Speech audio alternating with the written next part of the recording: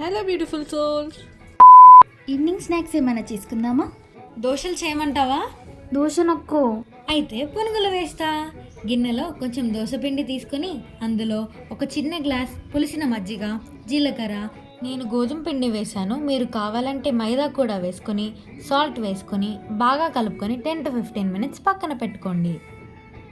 ఇప్పుడు ఆనియన్స్, పచ్చిమిర్చి, కొత్తిమీర చిన్న చిన్నగా కట్ చేసుకొని పిండిలో వేసుకొని చిటికెడు తినే సోడా కూడా వేసి, ఒకవేళ పిండి లూజ్గా అనిపిస్తే అందులో కొంచెం బియ్యం పిండి వేసుకొని పునుగుల బ్యాటర్ని సెట్ చేసుకోండి.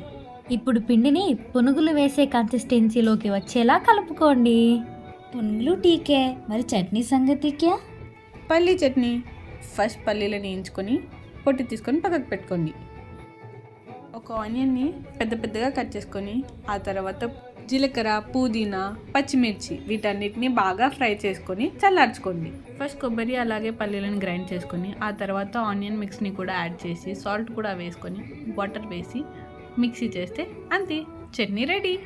ఇప్పుడు కడాయి పెట్టి ఆయిల్ వేడయ్యాక పక్కన పెట్టుకున్న పిండితో చిన్ని చిన్ని పునుగుల్లా వేసుకోవడమే.